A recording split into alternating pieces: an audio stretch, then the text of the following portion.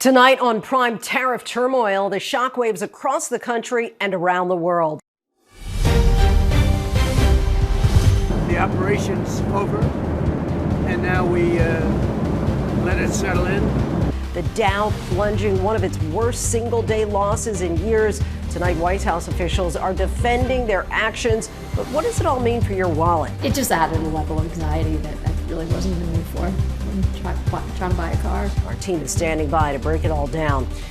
Tonight, the heartland is reeling from deadly tornadoes and now the prospect of up to 15 inches of rain. The new details, we're learning about those deportation flights to El Salvador.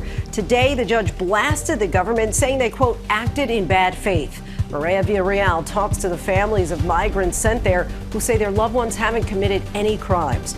Plus, I'll trade my life for his. If Putin will just send him home and he wants another life to torture, take me. But give Steve back. Take me. In our prime focus tonight, few people know a 73-year-old American teacher has been held in Russia since 2022. Tonight, the message his sister has for President Trump.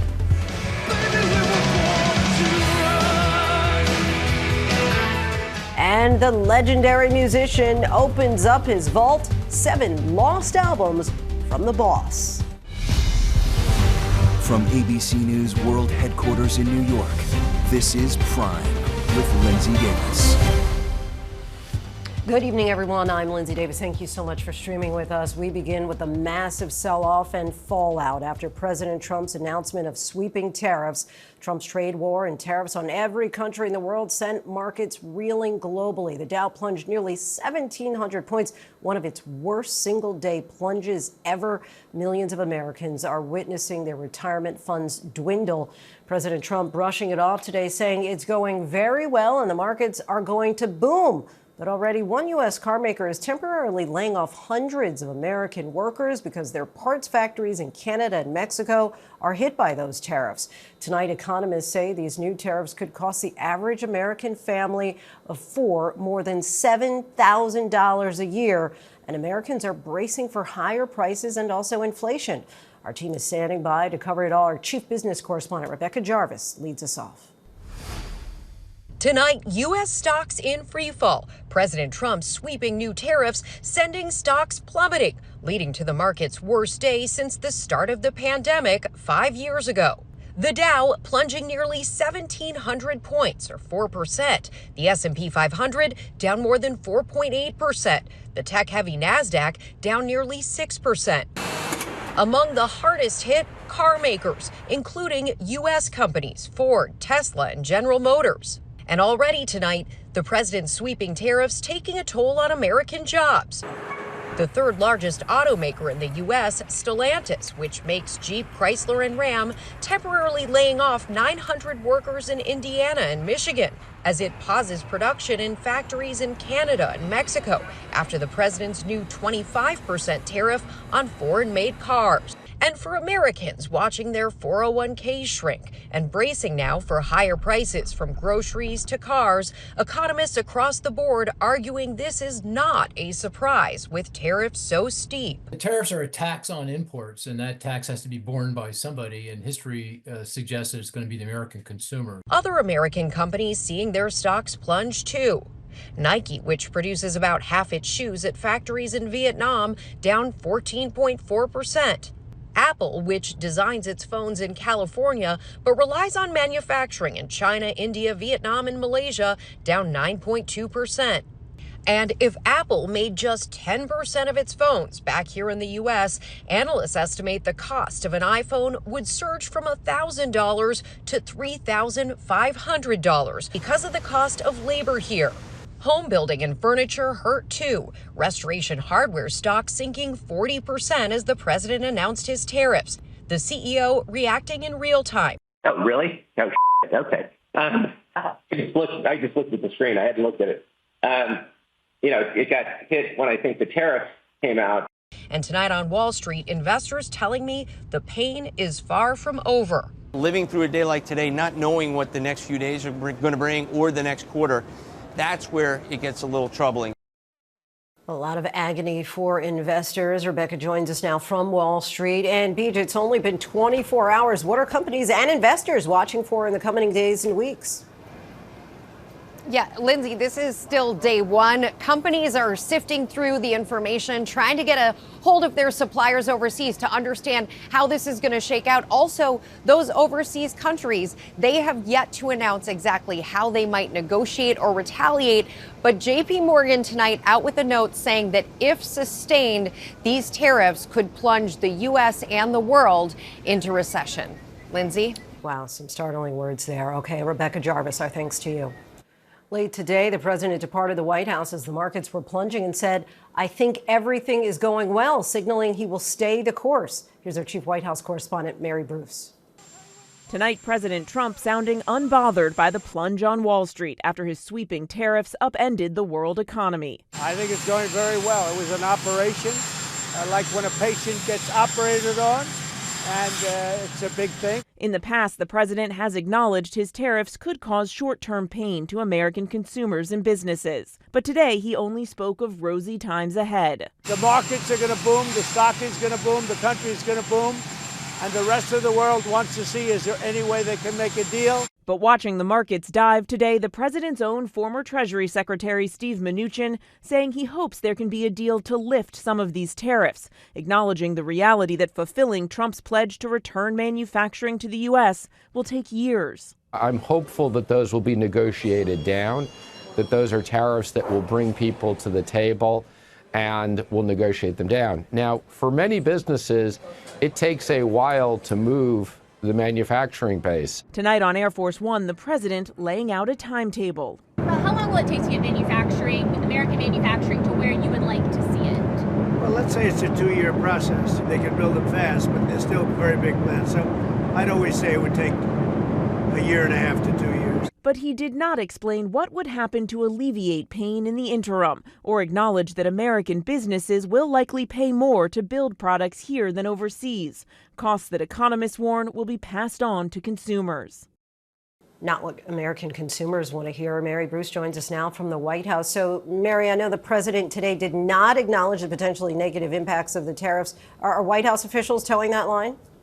Yeah, Linsey, the president all day not acknowledging the economic pain that these tariffs may cause, and White House officials all day long reiterating the same message when pressed on the potential for skyrocketing costs, telling Americans simply to have faith and trust the president, Linsey.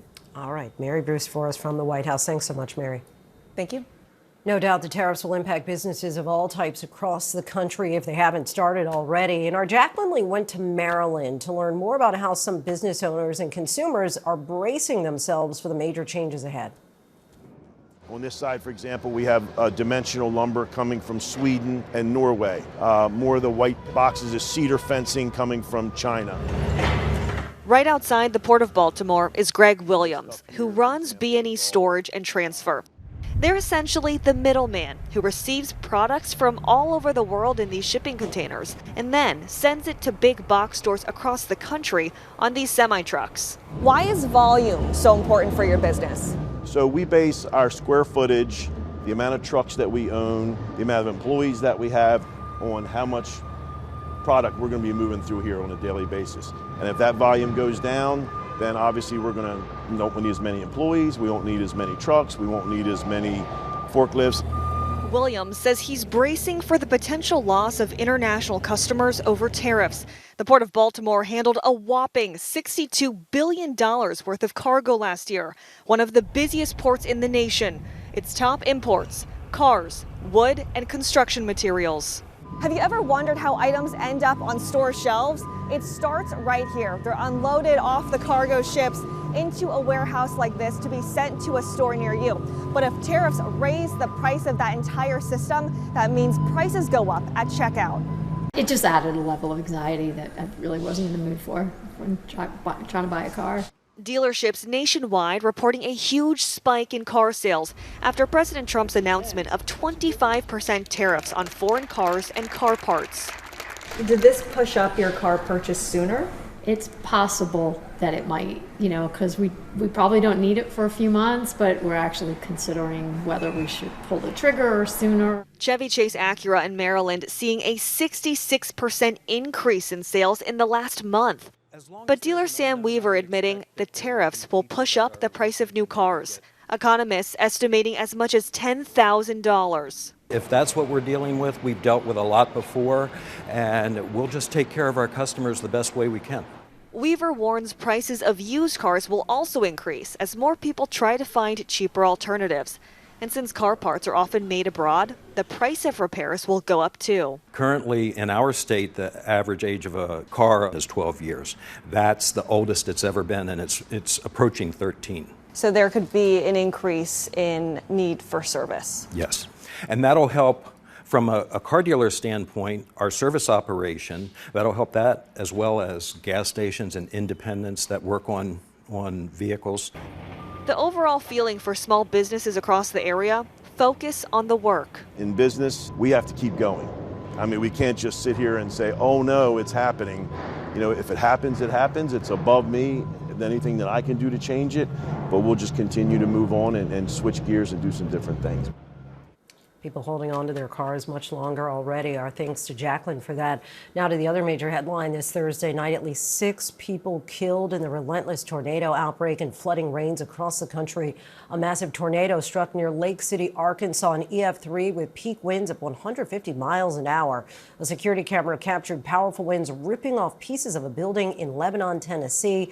And in Nashville, torrential rain forced drivers to abandon their cars on flooded roads. These images are just the beginning of what is a life-threatening multi-day event. Lee Goldberg has the forecast in a moment, but first, Victor Oquendo reports from the storm zone. Tonight, families in fear, bracing for powerful storms amid a devastating and deadly tornado outbreak. More than 30 tornadoes reported in the last 24 hours. All I see is a piece of plywood. East of Memphis, lightning flashing as first responders search for survivors after an EF3 tornado with 160-mile-an-hour winds slammed Selmer, Tennessee. And northwest of Memphis in Lake City, Arkansas, a tornado emergency declared for this EF3 monster. Please, God, keep it going right. You can hear Britton Tyner praying as that massive tornado bore down on his family, taking shelter underground. Morgan Ernest telling our Ginger Z she rode out the tornado in this cellar with her 2 toddlers, husband and mother. You could feel just in that storm cellar, just it shaking, and the debris falling down. This SUV landing on top of the shelter. Thankfully, they were able to get out and round up the family dog and her 5 puppies. The tornado tearing a path of destruction across town. This was Super Body Auto and Paint in Lake City. You can see that pickup truck flipped upside down. The owner and his wife were here when the tornado hit. Family tells me they were stuck underneath all of this rubble for 3 hours. Firefighters rushing them to the hospital. What did they say when they called you? Que se le había caído el edificio. That the building had fallen on them. Authorities in Lake City say given the size of that tornado, it's a miracle no one was killed here. Sure is. Our thanks to Victor. Let's get right to meteorologist Lee Goldberg from our New York station, WABC. He is tracking these dangerous storms for us. What can you tell us, Lee? Well, Lindsay, we're barely at halftime with this high-impact weather event we have to go through the first part of the weekend. And we're just getting hit over and over with severe weather and flooding. There's tornado watch all the way from Texas up to Kentucky. But right now, we have an urgent situation with active tornado warnings west of Nashville. There's been flash flooding in Little Rock, 4 to 5 inch an hour rainfall rates, and water rescues in progress. Now, the problem is tomorrow, we're still in line in these same storm-wary areas. In fact, there's even a higher risk for stronger tornadoes from Texarkana all the way to Little Rock, and the threat is from Waco all the way up to St. Louis. And then you're in day 3 of the high risk for life-threatening flooding. These areas, again, Little Rock to Jonesboro, getting the severe weather and getting the heavy rains one day after another, ground getting saturated and enhancing the idea of getting more rainfall. We could have an additional 6 to 10 inches of rain. So in some of these areas, from Arkansas into western Kentucky near Paducah, we could go over a foot of rain there, raising streams and creeks and rivers to major flood stage. Finally, by Sunday, we get a little relief, but the flooding could continue after that. Lindsay? All right, Lee Goldberg for us. Thanks so much, Lee. Tonight, we're learning that President Trump fired several members of the National Security Council following an Oval Office meeting with a far-right activist. Also breaking tonight, Health and Human Services Secretary RFK Jr. is acknowledging mistakes made amid mass firings in his department. Here's our senior political correspondent, Rachel Scott. Tonight, sources tell ABC News President Trump fired 6 members of the National Security Council at the urging of Laura Loomer, a far-right conspiracy theorist who met with the president in the Oval Office yesterday as he was preparing to announce his sweeping tariffs. Always we're going to let go of people that we don't like, or people that we don't think can do the job, or people that may have loyalties to somebody else. Loomer, who has promoted fringe theories, like that the 9/11 attacks were, quote, an inside job, has long been close to Trump. She makes recommendations of things and people, and sometimes I listen to those recommendations. The president says Loomer was recommending people for jobs. Did she have anything to do with the NSC aides who were ousted? No, not at all. But sources tell ABC News Loomer named several top security aides she considered disloyal. And today, at least 6 senior National Security Council officials were removed. It comes as ABC News learns of a major reversal at the Department of Health and Human Services. Monday, the agency began laying off 10,000 workers and shuttering whole divisions. The top scientist monitoring bird flu, gone. The official who led the program that cut teen tobacco use in half, gone too. But tonight, Health Secretary RFK Jr. telling ABC News some of the programs eliminated were cut by mistake. Kennedy making those comments after ABC's Cheyenne Haslett asked him why the department had cut a CDC program that monitors lead levels in children. It was this program that uncovered the lead in applesauce pouches in 2023. Can you explain the rationale for cutting a program like that and why that's not an essential service? There were some programs that were cuts that are being reinstated, and I believe that that's one of them. Kennedy then acknowledging that in the course of the mass layoffs and restructuring, several mistakes were made. Programs cut that should not have been, and people fired who should still be in their jobs. There were a number of instances where studies that should have not have been cut were cut, and we've reinstated them. Personnel that should not have been cut were cut, or reinstating them. Our thanks to Rachel Scott. Contentious day in a D.C. federal courtroom as a judge told the Department of Justice it will face consequences if he finds probable cause that they deliberately defied his March 15th order. That order was to return the 2 flights filled with deportees to the United States. Instead, they ended up in a maximum security prison in El Salvador. ABC's Maria Villarreal has the latest. Judge James Boasberg calling out the Department of Justice at a hearing today, accusing them of acting in bad faith when it comes to the legality of those flights full of migrants dropped off in El Salvador, scolding them in open court, saying, "You really believed everything you did that day was legal and could survive a court challenge. I can't believe you ever would have operated in the way you did." This video from El Salvador is less than 3 weeks old. The images now serving as a painful proof of life for so many families. No sale ni bajando el avión, ni no sale que le están cortando el cabello, ni nada de eso. Pero en una foto, en una imagen, le hicimos zoom y lo pudimos identificar. Llorar, llorar y llorar.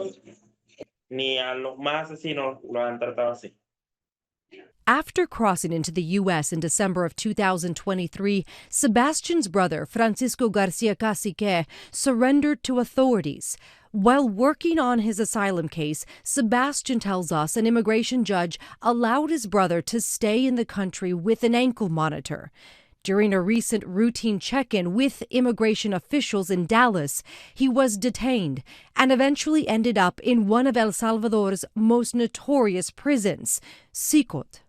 Tiene absolutamente nada. Lo único que tiene es que es de Maracay, Estado de Aragua, y tiene tatuajes. Es lo único que tiene, porque no suben las fotos de ellos y explican cuál es el delito, qué delito cometieron. El único delito que cometieron que yo reconozco es que pasó ilegalmente a Estados Unidos. Cacique and more than 250 deported migrants are now at the center of a contentious legal battle playing out in Judge James Boasberg's courtroom. But they're in international waters, already on the way south, close to landing. You know what? We did what we had to do. Remove terrorists. significant public safety threats from the United States. This sentiment shared by Borders czar Tom Homan on Fox News just days after the deportation flights landed in El Salvador is at the crux of the administration's case. The Trump administration alleging all these men belong to a dangerous Venezuelan gang called Tren de Aragua, giving them the right to use the Alien Enemies Act of 1798 to deport the group with little to no due process. We're not going to reveal the operational details of a counterterrorism operation for quite obvious reasons. We're trying to combat terrorism here in the United States of America. Some family members telling ABC News their loved ones did not have criminal records in the U.S. or their home countries. Tengo sus antecedentes penales internacionales apostillados y todo, como que él no tiene absolutamente nada, solamente sus tatuajes son porque él es barbero, tiene 13 años estudiando la barbería y le gusta el arte. Pero de lo contrario no sé absolutamente más nada, amiga. This sworn declaration from a top ICE official filed in Judge Boasberg's court confirming the claims. And this document saying DHS immigration agents were using something called the Alien Enemies Validation Guide as a checklist to identify Tren de Aragua gang members. This is a wartime measure that the president is trying to use during peacetime.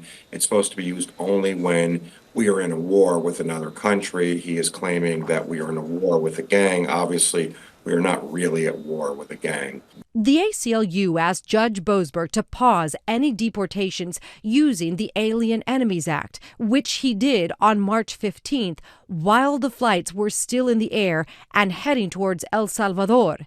And yet, the men still ended up here, the government claiming the planes were over international waters and unable to turn around. We have real concerns that the government violated his order by not turning the planes around and bringing the people back. What we are saying is that the planes were still in the air or on the ground in El Salvador, and the U.S. still had custody over these individuals, so could have brought them back. Boasberg appearing to think similarly to the ACLU, suggesting he might order Trump administration officials to testify under oath about the deportations. Flipping the script on the DOJ and asking attorney Drew Ensign how should he determine who to potentially hold in contempt for violating his order. While Ensign said he was not prepared to give specific answers, he might have to once a final decision is likely delivered sometime next week. And while this case continues, another federal judge in Boston blocked the government from deporting migrants to countries other than their own. Both cases will likely end up in an appeals court, with the administration vowing to take this to the U.S. Supreme Court if necessary. Our thanks to Maria for that.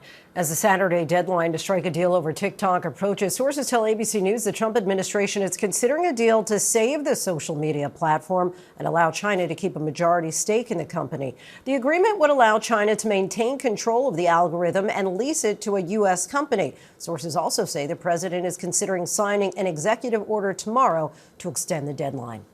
We're tracking several headlines around the world. Thousands of demonstrators marched in Haiti's capital to protest a recent surge in gang violence and demand that the government keep them safe. The march began peacefully but turned violent when at least a dozen protesters outside the offices of the prime minister opened fire on officers who responded with tear gas. Discontent and anger is spreading as gangs that already control 85% of Port-au-Prince are moving into once peaceful communities. This was the first major protest since a new prime minister took over in November. The UN reports recent gang violence has forced more than 60,000 people to flee their homes in 1 month alone. A car exploded and caught on fire in central Amsterdam today. Eyewitness video shows flames engulfing the car in the middle of a busy square. Police arrested the driver, a 50-year-old man, on suspicion of arson. Police say they believe he may have been attempting to die by suicide. No one was hurt in the incident.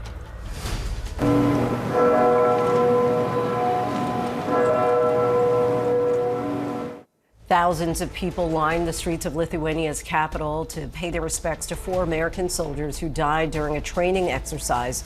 Many of the onlookers were in tears and waving American flags as the hearses drove past on their way to the airport to return the fallen soldiers to the U.S. It's important to us. Our Lithuanian government relationship with the USA, with other countries, is really important, especially because of the war in Ukraine and everything. Lithuania's president said he was proud that Lithuanians had helped as much as possible when the soldiers were first reported missing last week. Coming up, why a judge is allowing Drake to see Kendrick Lamar's record contract as part of his Not Like Us lawsuit. Plus, an American teacher went to Ukraine. Now he's in a Russian prison. His sister is making a personal plea directly to President Trump. You went and got another school teacher. Go get my brother before it's too late. Go get him, please. Go get my brother, bring him home. Welcome back. I'm sure you know the stories of some Americans taken prisoner in Russia. Brittany Griner, Wall Street Journal reporter Evan Gershkovich. But you've likely never heard this name, Stephen Hubbard. He remains the only American seized by Russian troops from Ukraine, and the State Department has been prevented from seeing him. And where he's being held remains a mystery. Our Patrick Reevell has his story.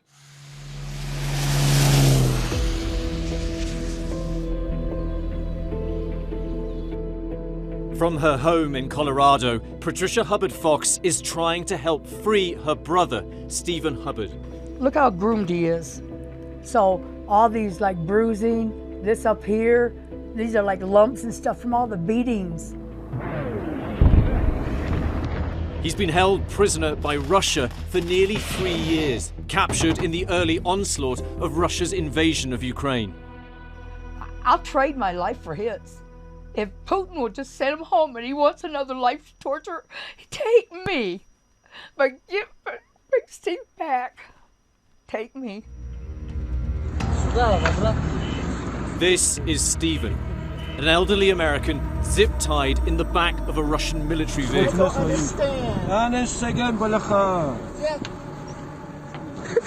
A channel close to Russia's security services airing the video.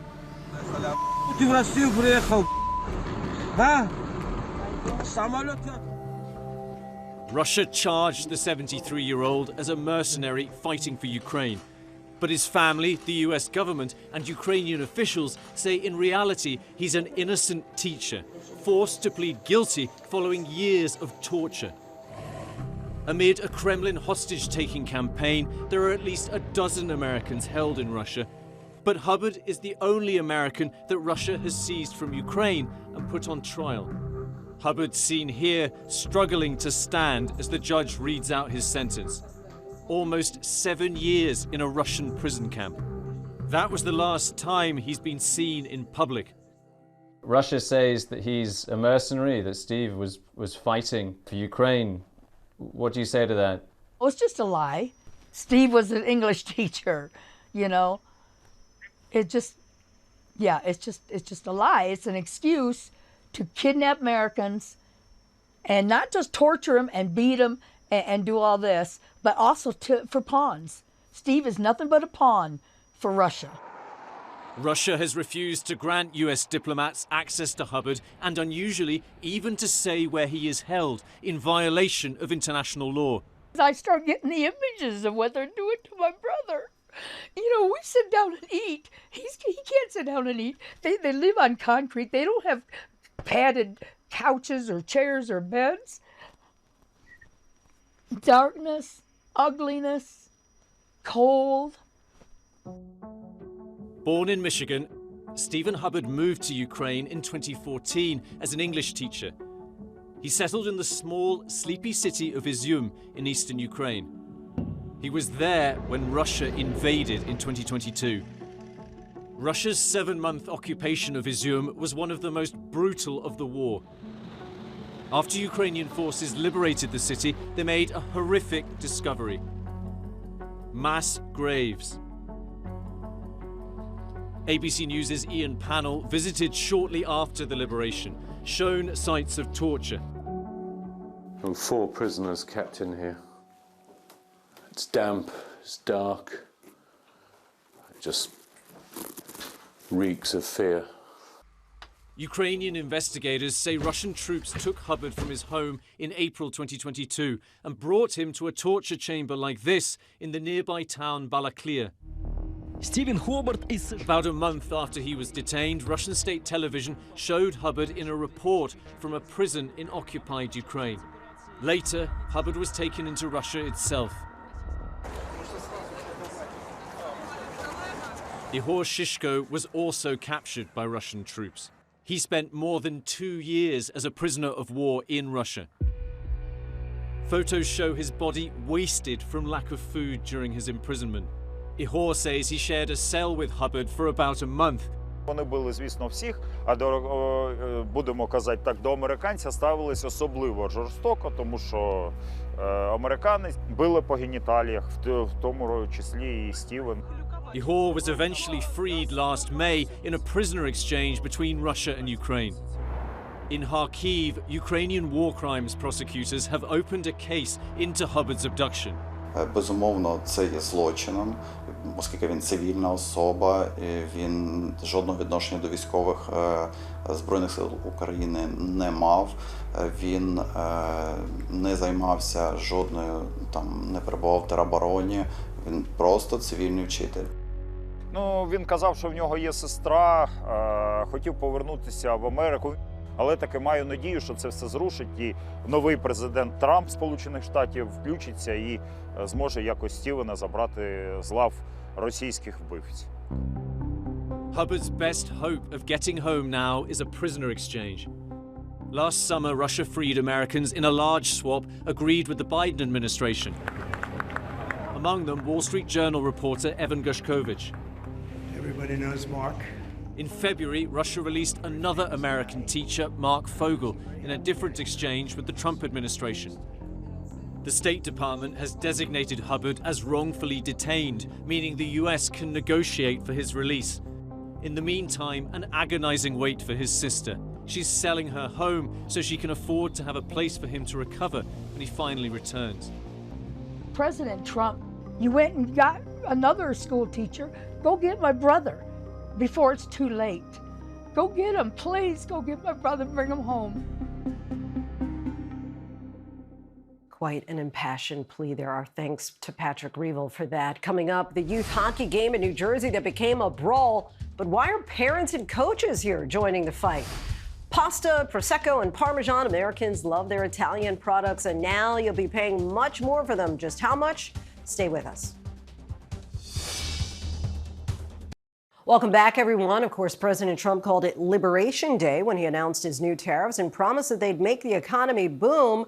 But economists warn that they'll soon start liberating money from your wallet. Tonight, where we'll soon see higher prices by the numbers. Whether you brew your own or stand online, get ready to cough up more for your coffee. We import 99% of it, mostly from Colombia and Brazil, and they'll soon face new tariffs of at least 10%.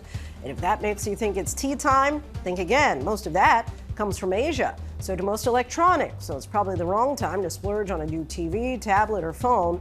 We spend nearly $500 billion on them every year. China and Malaysia are our top suppliers, and tariffs there could be more than 50%.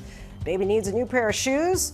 Better buy them now or perhaps wait a while. Clothing and shoe costs are soon expected to surge. Vietnam has become a top trading partner, and we just hit them with a 46% tariff. Brands like Nike, American Eagle, and Wayfair will be hardest hit. All the number crunching is enough to make you want to unwind, perhaps with a glass of vino. But wine from top producer France will cost importers an extra 20%. You could save by trying a bottle from Argentina or Chile instead. Prosecco and pasta will take a hit as well, along with anything else from Italy. The U.S. imports more than 22% of their Parmesan cheese annually. With that 20% tariff, that will cost U.S. more than $86 million extra. Mamma mia! According to the Nonpartisan Tax Foundation, all these tariffs will cost the average American family $2,100 a year. Treasury Secretary Scott Bessing says the tariffs won't cost us anything if businesses eat the costs. Analysts, though, say don't hold your breath on that. Coming up, Judy Greer and Michael Shannon are here to tell us about their new film, Eric LaRue, a searing drama about a shocking crime. And The Boss opens up the vault. Bruce Springsteen about to release 7 lost albums all at once. 83 songs you have never heard before.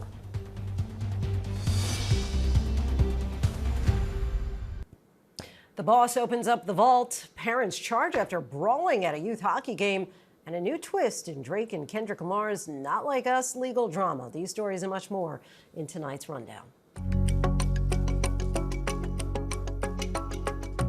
President Trump's student visa crackdown continues. 5 students from Minnesota State University Mankato have had their student visas revoked, the university president said. While the students weren't detained by ICE, they were notified to self-deport within 60 days.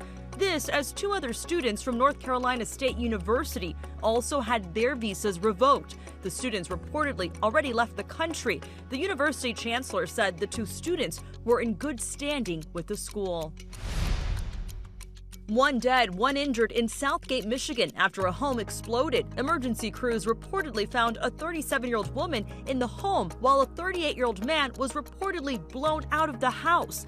The cause of the explosion is under investigation and being treated as a gas-related issue, officials say. As someone who has always fought for you and who is accountable to only you, I hope I can earn your vote. New York City Mayor Eric Adams withdrew from the city's Democratic primary and said he would instead run for re-election as an independent. The move will allow Adams to skip directly to the general election in November, giving him more time to campaign unencumbered by the weight of his criminal charges, which were dropped Wednesday by a federal judge. 3 adults were charged after a brawl broke out during a youth hockey tournament in New Jersey, according to the Egg Harbor Township Police Department. Video captured shows several youth hockey players started to get in an altercation, which escalated when parents and coaches ran onto the court. The adults have been charged with simple assault at a youth sporting event and disorderly conduct. Drake and Kendrick Lamar's rap war is heating up in court. Drake's been granted access to sensitive record documents in his defamation case over Kendrick Lamar's song, Not Like Us. Drake is suing Universal Music Group for defamation, claiming the company allowed Lamar's song to be published and promoted while it spread, quote, false and malicious narrative that he is a pedophile. Universal filed to dismiss the case last month and asked for a pause in the evidence-gathering process. The judge ordered the process to continue. I often read about myself in the 90s as having some lost period or something. Not really, I was working the whole time. Big news for Bruce Springsteen fans. The boss announced on his Instagram that he will release 7 new studio albums with material written and re-recorded between 1983 and 2018. The 83-song collection is mostly previously unreleased tracks, 74 of them never-before-heard songs, in a box set that includes a 100-page hardcover book. Grammy-winning power couple Alicia Keys and Swizz Beatz are known for their extraordinary contributions in music, but now they're taking their creativity through a different medium, art. Their personal collection, Giants, now a traveling exhibit, celebrates Black lives, culture, and history. ABC News' Christiane Cordero sat down with the duo to talk about what it all means to them. On any given day, you can find Alicia Keys on a red carpet, at her Broadway show, Hell's Kitchen, or here at the Minneapolis Institute of Art, walking among giants. We don't get to see 15 rooms of art, like this, ever. So when you walk in, it's overwhelming. Every piece of art in this traveling exhibit, called Giants, is a labor of love from the Dean Collection. That's Alicia and husband, producer, and longtime art collector Kasim Dean, aka Swizz Beatz. Kasim, it is personal. Giants. Yes. What is it about these big pieces that draws you in? We collect giant artworks because it represents our culture in a giant way. A lot of people like to put categories and boxes around creativity, and we doubled down on collecting artists of color because the culture really wasn't doing it.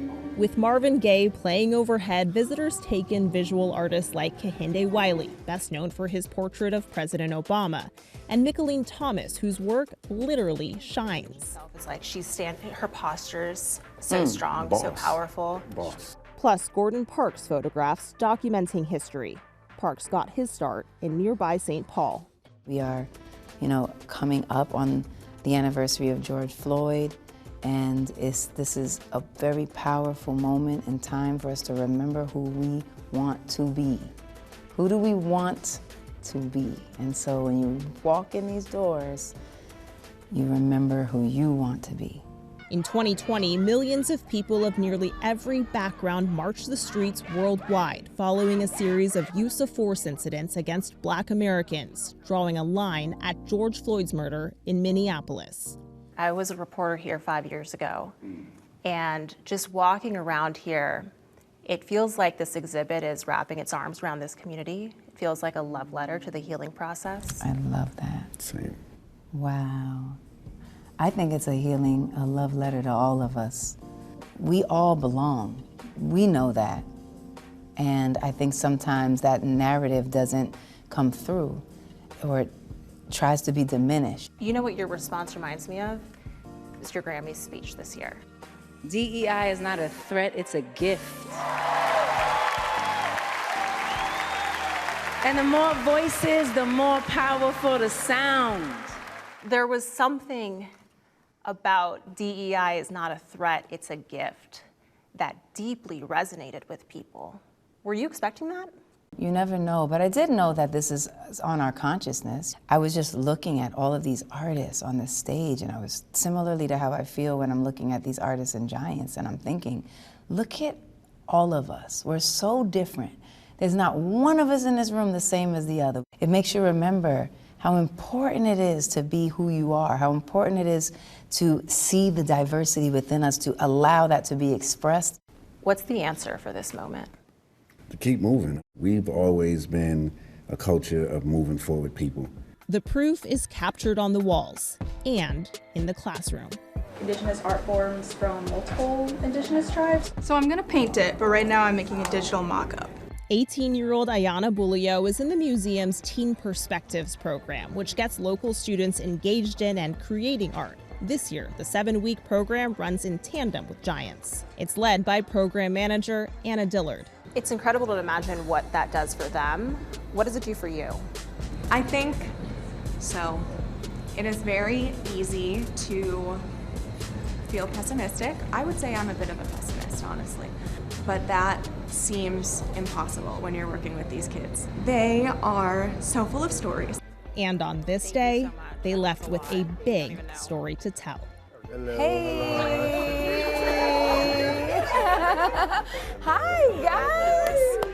The students asked questions, they talked art. I wanted to say that everything in this exhibit is just glowing.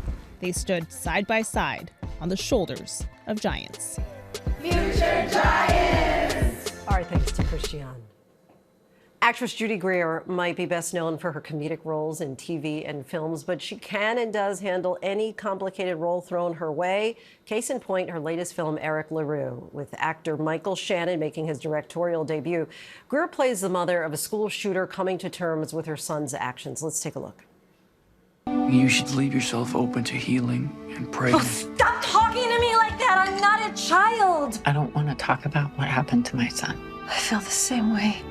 Your son isn't gone, Janice. Your son is alive. You're gonna come through the other side of this, and everything is gonna be better. Do you believe me? Eric killed those boys. He shot them. Michael Shannon, Judy Greer, thank you both so much for coming to the show. Thanks for having me. Michael, let's start with you. I mean, people know you by and large for your intense acting, 2-time Oscar nomination, Best Supporting Actor. Why this screenplay for your directorial debut? Yeah, when I read it, I was just really, I was really invested in the community that the screenplay depicted, all of the characters and the relationships. And Michael, it strikes me, it felt intentional, and I'm curious if it was, that you didn't really put so much blame directly on the parents in this movie, even the shooter himself.